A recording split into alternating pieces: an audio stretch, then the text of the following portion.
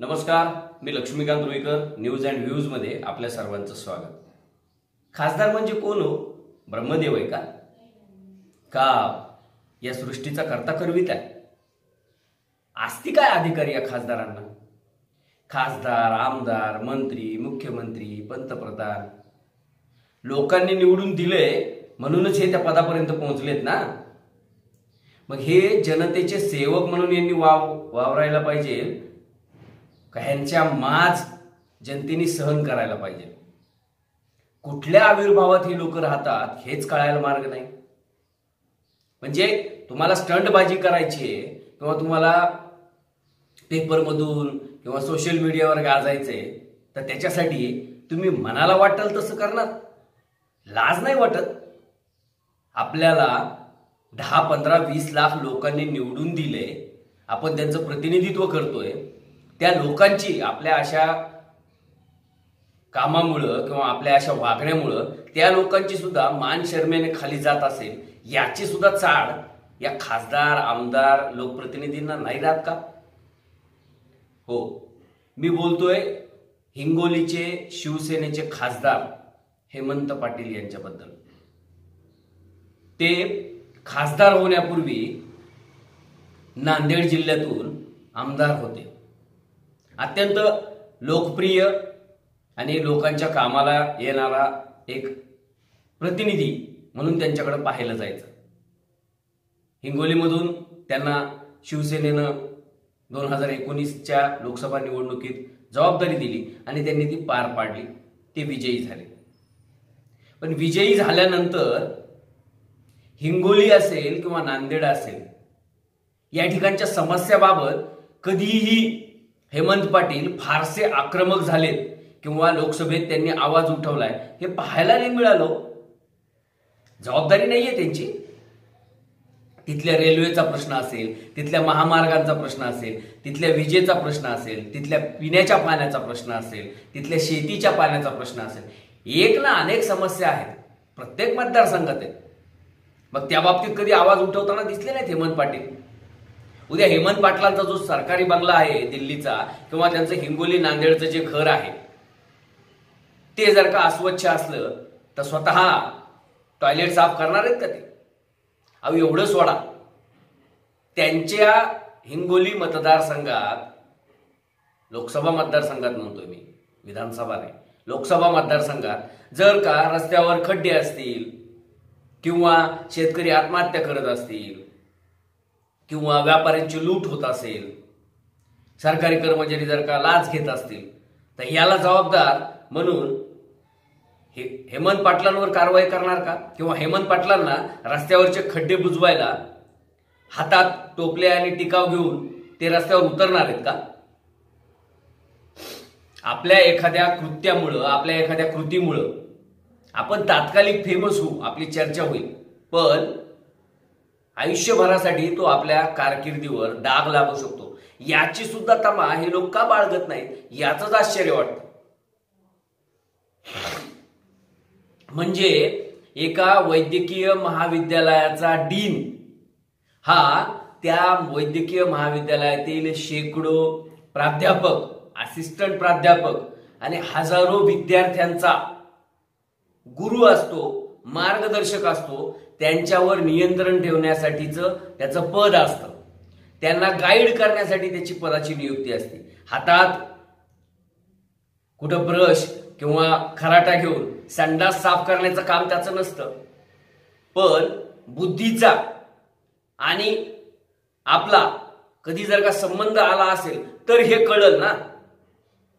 म्हणजे ज्या नांदेडच्या स्वर्गीय शंकरराव चव्हाण वैद्यकीय महाविद्यालय आणि रुग्णालयाच्या डीन यांना खासदार हेमंत पाटलांनी अत्यंत हीन वागणूक देत, अश्लाघ्य पद्धतीनं त्यांना शिवीगाळ करत, त्यांच्या जातीचा उल्लेख करत, त्यांना संडास साफ करायला लावले, शौचालय साफ करायला लावले, बाथरूम साफ करायला लावले. आता हे काम डीनचं आहे का? निश्चितच नाही. जर का त्या वैद्यकीय महाविद्यालयामध्ये अकॅडमिक इयरमध्ये काही जर का अडचणी असतील, विद्यार्थ्यांना काही जर का साधन सामुग्री कमी असतील, विद्यार्थ्यांचे काही प्रश्न असतील तर ते सोडवण्याची जबाबदारी डीनची आहे. अहो पण एक माणूस सगळं नाही करू शकत. आता टॉयलेट बाथरूम साफ करायचे असतील किंवा स्वच्छता ठेवायची असेल, झाडलोट करायची असेल, पुसून घ्यायचं असेल, तर यासाठी चतुर्थ श्रेणी कर्मचारी नियुक्त केलेले आहेत ना. राहिला असेल त्यांच्याकडून. मग तुम्ही खासदार म्हणून मला हा प्रश्न विचारायचा हेमंत पाटलांना की एक तर तुमचं ज्युरिडिक्शन नाही, तुम्ही हिंगोली जिल्ह्याचे खासदार आहात, तुम्ही नांदेडमध्ये कशासाठी गेलात? बरं तुम्ही गेलात ना, तर मग तुमच्या ज्युरिडिक्शन सोडून जर का तुम्ही तिथे गेलात तर लोकप्रतिनिधी म्हणून तुम्हाला त्या वैद्यकीय महाविद्यालयात यापूर्वी का जावं वाटलं नाही? 4 वर्ष होत आले हेमंत पाटील हे त्या ठिकाणी खासदार आहेत. मग एकदाही ते कधी गेल्याच्या बातम्या वाचण्यात आल्या नाहीत किंवा त्यांनी प्रशासनाची कुठली बैठक घेतल्याचं कधी समजलं नाही. अहो तिथल्या वैद्यकीय महाविद्यालयाच्या अडचणी सोडवण्यासाठी तरी कधी हेमंत पाटलांनी पुढाकार घेतल्याचं दिसून आलं नाही. कधी तिथले पद वाढावेत किंवा तिथल्या खाटा वाढाव्यात, तिथल्या सोयीसुविधा वाढाव्यात, यासाठी कधी यांनी 4 वेळेचं पत्र खरडल्याचं कधी दिसलं नाही. मग हे जर का आपण आपली जी कर्तव्य ती आपल्याला पार पाडायची नाही, तर मग अधिकार कोणत्या अधिकारानं गाजवता? शरम आली आहे, शरम. हेमंत पाटील तुमच्या या कृत्यामुळं, तुमच्या या कृतीमुळं लोकप्रतिनिधी या नावाला बट्टा लागलाय. हो, बट्टाच लागलाय. म्हणजे शिवसेनेचे जे आमदार खासदार आहेत ते अगदी बिनधास्तपणे आंदोलन करतात, राडे घालतात किंवा त्यांच्यामध्ये त्यांचा एक धाक आहे, मान्य आहे हो. पण हा धाक कुणावर पाहिजे? जे काम चुकार आहेत, जे काम करत नाही. डॉक्टर लोकांवर तुम्ही तुमची मर्दुमकी दाखवताय. काय हासिल होणार आहे त्याच्यातून? तुमची छितू झाली, याच्या पलीकडे काही नाही झालं. हे ज्या हेमंत पाटलांकडे अत्यंत सुसंस्कृत राजकारणी म्हणून पाहिलं जात होतं, ते हेमंत पाटील अशा पद्धतीने वागतील ही अपेक्षा नाहीये हो. आणि तेच काय, कुणाकडूनच ही अपेक्षा नाहीये. जर का तुम्ही 2 लाख, 5 लाख, 10 लाख, 20 लाख लोकांमधून निवडून येता, तर त्या लोकांच्या घरामध्ये, त्या लोकांच्या कॉलनीमध्ये, त्या लोकांच्या शहरामध्ये, त्या लोकांच्या गावामध्ये, ग्रामपंचायतीमध्ये शेकडो टन कचरा पडलाय. मग हेमंत पाटील हातात खराटा घेऊन किंवा टोपले घेऊन, फावडे घेऊन, कुदळ घेऊन जाऊन तो कचरा उचलणार आहेत का? का नाही उचलणार? जबाबदारी त्यांची आहे. खासदार आहेत ते, प्रमुख आहेत त्या मतदारसंघाचे, त्या लोकांचे पालक आहेत ते, त्यांची जबाबदारी आहे. जसं त्या डॉक्टर वाकोडेंना तुम्हाला टॉयलेट साफ करायला सांगावं वाटतं ना, तसं तुम्ही कधीतरी केलंय का? आणि तुम्ही कुणाचे मित्र आहात किंवा कोणत्या पक्षाच्या पाठिंब्यावर तुम्ही आलेला आहात? तर भारतीय जनता पक्षाच्या. म्हणजे भाजपचे पंतप्रधान नरेंद्र मोदी असोत की त्यांचा सर्वसामान्य कार्यकर्ता, तो अशा पद्धतीने कधी वागल्याचं दिसून आलं नाही. आणि वागला असेल तर नरेंद्र मोदी खपूनही घेणार नाही.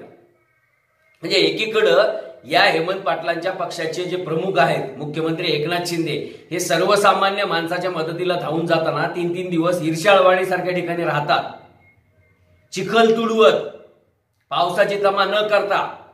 एखाद्या ठिकाणी अपघात झाला, एखाद्या ठिकाणी दुर्घटना घडली, तर अवघ्या काही तासाच्या आत मुख्यमंत्री म्हणून ते त्या ठिकाणी पोहोचतात. वंचितांचे, पीडितांचे, दुःखितांचे अश्रू पुसण्याचं काम करतात. आणि त्यांच्याच पक्षाचा एक खासदार जर का अशा पद्धतीनं डॉक्टरची मानहानी करत असेल तर शरम वाटली पाहिजे. मुख्यमंत्री म्हणून आणि पक्षाचे प्रमुख म्हणून एकनाथ शिंदेंनी हेमंत पाटलांचे कान उपटायला पाहिजे. आणि हे झालंच पाहिजे. त्याचं कारण आहे की तुम्हाला लोकप्रतिनिधी झाला म्हणजे कोणत्याही सरकारी अधिकाऱ्याला, कर्मचाऱ्याला अशा पद्धतीने हीन वागणूक देण्याचं लायसन मिळालेलं नाहीये. आता दुसरी गोष्ट, जे डॉक्टर वाकोडे आहेत त्यांनी तरी हातात झाडू का घ्यावा हो? त्यांनी खासदारांना सांगायचं की मी डीन आहे, माझं हे काम नाही, यासाठी एक स्टाफ, एक कर्मचारी वर्ग नियुक्त केलेला आहे, त्यांच्याकडून सगळं करून घेतो. पण प्रशासनातील अधिकारी असोत, कर्मचारी असोत, हे या लोकप्रतिनिधींना एवढं घाबरतातच का? हेच कळत नाही. तुम्ही जर का प्रामाणिक असाल, तुम्ही जर का कर्तव्यपरायण असाल, तुम्हाला जर का कर्तव्यात कसूर करायची सवय नसेल, तर कोणाच्या बापाची हिंमत नाही तुमच्यावर कारवाई करायची. फार फार तर काय होईल, तुमची बदली होईल, याच्या पलीकडे काय होणार नाही.